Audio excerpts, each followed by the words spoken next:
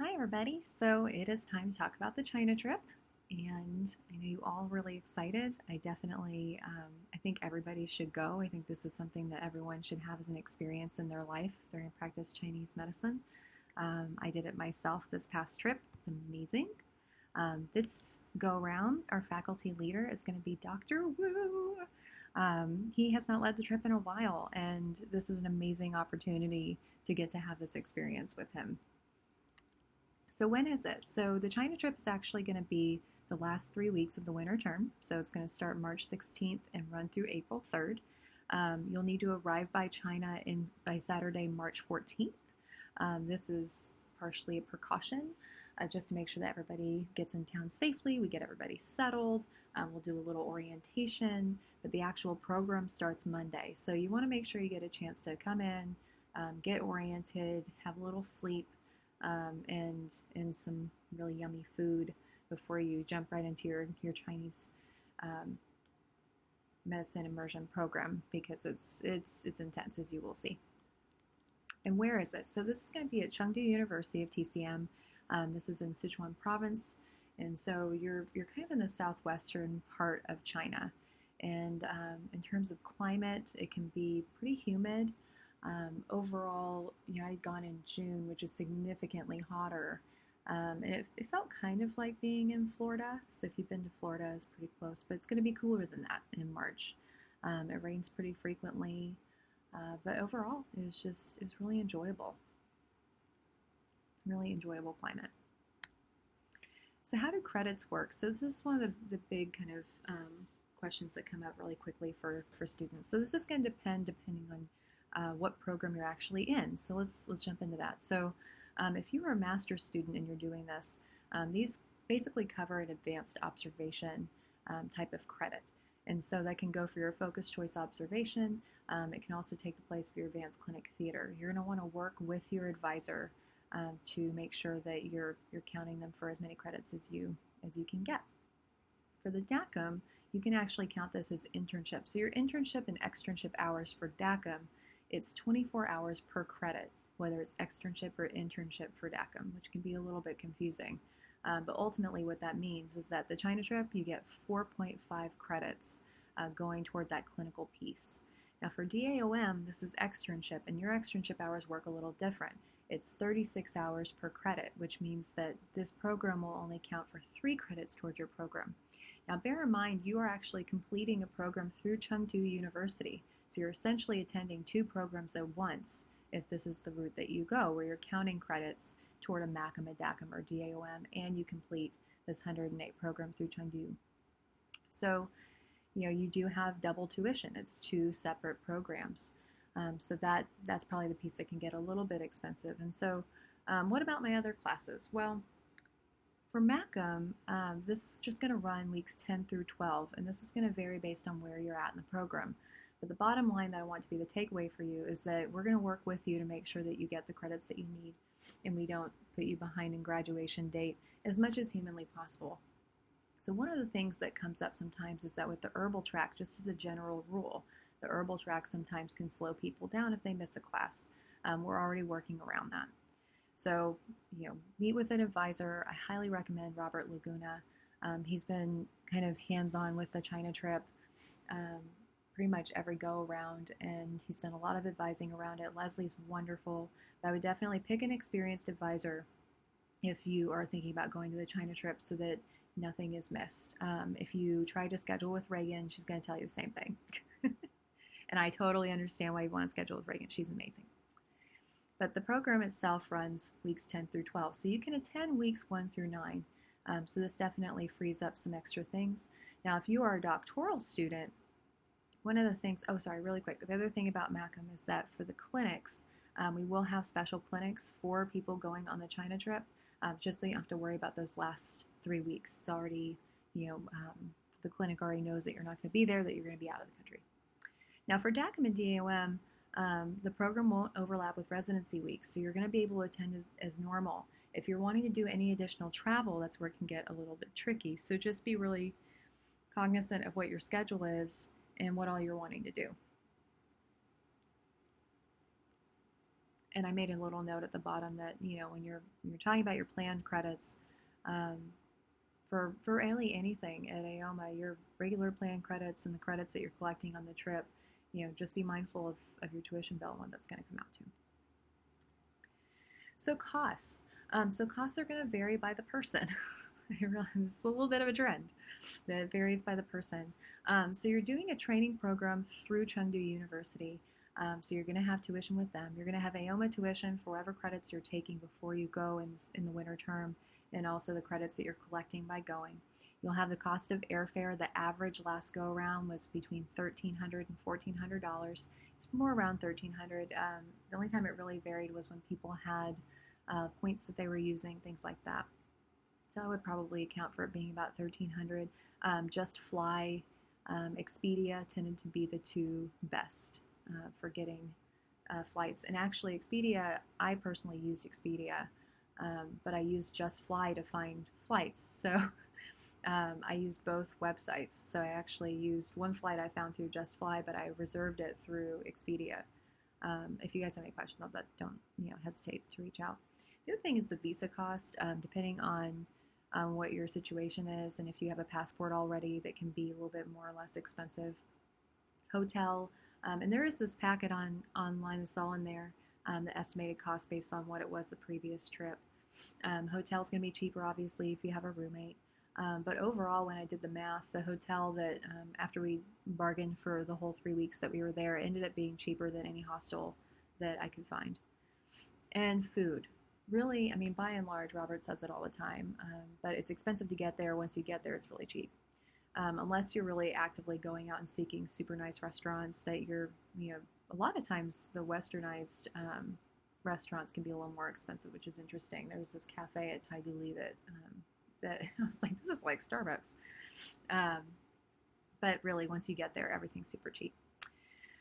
Shopping, additional travel, etc. So that's up to you, how much travel you really want to do. Now, I will say, if you want to take time to travel, or if you're thinking about going to Thailand or Korea or anything like that, in the near future, it might be in your best interest to try to do it while you're there. Flying over the ocean can be expensive, and so you might want to try to tack that on. Thailand does tend to be a pretty common destination. And a lot of times people will travel around other parts of China. It's an enormous country. It's so beautiful. There's so many things to see. Definitely, if you can, take some time to travel. So life in Chengdu, kind of another argument for taking some time to travel afterward. It's a 3-week training program. You're doing 108 hours in 3 weeks, which is quite a bit. So this is a little map of where everything is. So you'll notice, so the Hauge Hotel is actually where we stay, and Hauge Hotel is also on Google known as the HOWE Ho Hotel, or however they. I don't know where Google got that, but just FYI, it's Hauge, just like you see here on the tea house, but Google thinks it's HOW, so HOWE. When you cross the street, immediate to your left, you'll see the hospital that you go and do your rotations at, and then you go past these nice little restaurants and things onward to the international school, and that's where you'll have your classes. So Chengdu, we talked a little bit about the climate. It does tend to be overcast. The altitude is higher. You don't really see it so much in this picture, but a lot of times people carry umbrellas, especially for sunny days, because it's really easy to get sunburned. There's lots of people with little street carts with fresh fruit and things like that. There is pollution. Personally, I did not have any problems with it when I was there. It rained every other day. It kept everything down to the ground. I was really more or less just kind of fine. There's a lot of construction that goes on, so there's definitely things in the air. If you tend to struggle with air quality, there are portable air purifiers that you can get from Amazon that might be worth looking into. The other thing is the hotel. So the hotel is really great. There's one floor that's a tea house. They also have amazing food. There's a restaurant on the top floor that you get free breakfast at. There's also a spa floor where you can do, you go and get massages and things. And then there's also a karaoke floor, which I actually never went to the karaoke piece, but I definitely went to the spa floor. That was wonderful. Definitely make time for that. In terms of transportation, you tend to just kind of walk most places. The subway is super easy to use. It's super clean. The subway is really great. Like, I really wish Austin had a subway. That would make my life happy. So this is pictures from when Tara went of the 2nd and the 8th floor. So the 8th floor is the tea house, and you see that to your right, and then you also have the karaoke place to the left, which is totally cracking me up, and I want to see that next time. So this is the spa floor. It's great. There's you can't see it in the picture, but actually on the wall opposite them is actually a huge TV, and so we have watched Thor Ragnarok whenever we were getting massages. Anyway, it was great. It's a really great time to try to get your self-care routine going on, because the massages aren't that expensive. So food, I am a huge fan of food, so I actually extended some of the slides that Tara put in for the food. There are these things that Dr. Chan called Beijing tacos, and they are so amazing. They're little, they're basically rice, kind of rice tortillas, in a sense, and it just, oh my God, they're just really good. So food, and it's all family style, which is really fun. This picture cracks me up that Tara took, because he doesn't look super enthused by having his picture taken. I definitely ask. Expect to have lots of people taking pictures of you and wanting to take selfies with you, but definitely, yeah. People don't always like having their picture taken. It's kind of funny. He looks like he's about to start kind of laughing. But the food looks amazing, and that is the point of that picture. Oh, also corn. Never expected to see so much corn in China. That's a little bit of a tangent, sorry. More food. Also coffee. So what about the school stuff? What exactly will you be doing? So in the morning, Monday through Friday, for all 3 weeks, you'll be getting up in the morning, you'll be going to observe in the hospital. And so this is your advanced observation. This is them walking through the hallways of the hospital, going to the room that they're going to be in, getting a little bit of an introduction from a representative from the school. In terms of attire for the clinic, it's the dress code isn't as strict as it is for us here in the clinic. You'll have a translator in the room with you. So this is a good example of kind of what to expect. You'll be sitting in a group opposite the doctor. Patients will be coming in. And then here you can see the herbal prescription, and the translator is writing in the pinyin and kind of explaining. And so, in China, TCM's very herbal heavy, and so you can expect to see lots and lots of herbal formulas. They will write the pinyin on there. If you can learn to recognize some characters, you might be able to look at things kind of faster. But overall, they'll be writing the pinyin on there for you. So definitely plan to, kind of take pictures of these formulas, have an idea for how you want to document everything, so that when you come back and you're going to have this journal of patient notes and formulas that went with them, and you'll want to be able to look back through it. And so this is another patient room. One of the coolest things I found when I was there was that labs come back super fast. So you might see somebody in the morning that gets sent off for an MRI, and then they come back and you get to see their MRI. So I'm a huge neurology buff, so this was actually probably my favorite rotation. You also get to kind of see how the pharmacy works. You are going to see the herbal market. It's just, like I said, it's very herbal heavy. It's wonderful to get to see how it's practiced there. The acupuncture department was really cool. What you get to see in terms of techniques are going to vary quite a bit. When I was there, I saw a catgut insertion. There's also the pediatrics department, so you'll get to see lots and lots of kids being treated, which is a really good experience. And then this was actually the dermatology department. They do a lot of techniques that we don't really learn that were pretty interesting. You get to kind of see how the masks are done. If you have an opportunity, do Dr. Wu's facial rejuvenation seminar, and definitely take lots of really good notes when you're in the dermatology rotation. And then you break for lunch. So you're in the hospital in the morning every morning, and then you're breaking for lunch. And this is more food, which is, oh my God, my mouth is watering doing this presentation for you guys. And then you have afternoon classes. Now, some days the doctoral students will be split off from the master's students for a little bit of a different experience. And some of the days after the afternoon classes, you'll also have discussion with the faculty advisor. So, these are some of the pictures from some of the classes in the afternoon. They'll do demonstrations. There's one on scalp acupuncture. When I went, obviously when Tara went, moxa and cupping, just different techniques, doing them different ways that maybe you haven't already seen. And in the evenings, this isn't every evening, but some evenings you will be in discussions with Dr. Wu. And also, the other way that you get your hours is through field trips, which is probably one of the most fun part. Getting to see pandas. I have to say, there's a lot to be learned from the panda. Just eating and chillaxing. But no, it's good stuff. Going to Chingcheng Mountain was probably one of the most valuable experiences I had while I was there. And these are some of the pictures that I had taken. It does definitely account for quite a few of your hours while you're there. For me, it was all about seeing the plant morphology at the place where yin and yang are supposed to be the most balanced, and having epiphanies around that. So it seems like a lot, and it is. It's 108 hours in 3 weeks. Here's your gratuitous Keanu Reeves photo. But it's incredible. It goes by really fast, which is kind of sad. And you do have some free time on the weekends. It is extremely valuable experience. I can't communicate it enough, and actually valuable doesn't really cover it. You do get this nice little certificate at the end, and if you ever want to see what it looks like, you can swing by my office and see it on the wall. This was my graduating class last go around. You can see me right there.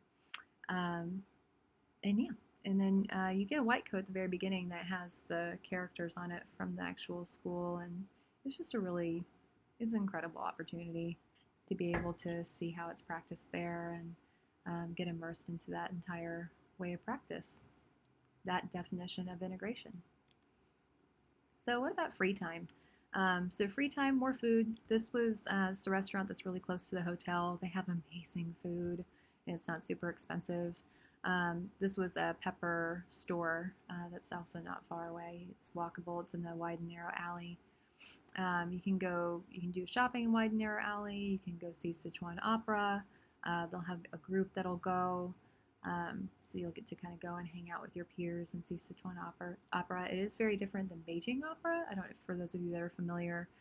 This is more like little short skits and there's shadow type of things, and then I forget what you call it, shadow puppetry, I guess, but it's not shadow puppets like Javanese shadow puppets. It's like doing it with your hands kind of thing. But this is a little skit kind of thing between a husband and his wife.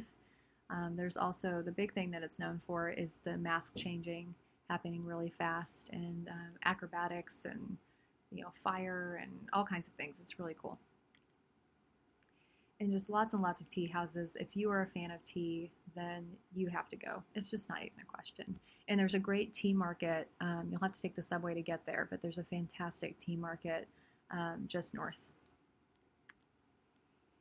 So lots of shopping.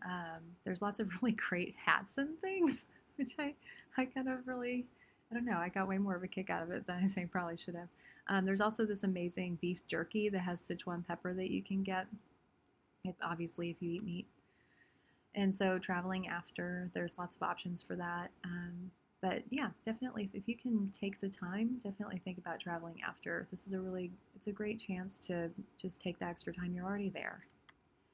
So next steps. So if you're interested in going, definitely email me at dstanley@aoma.edu. Make sure that your passport is valid till at least January of 2021. You do have a deposit due July 31st that's non-refundable of $600. And make an appointment with an advisor sooner rather than later. See how this is going to affect your path to graduation, and start a separate savings account and start saving.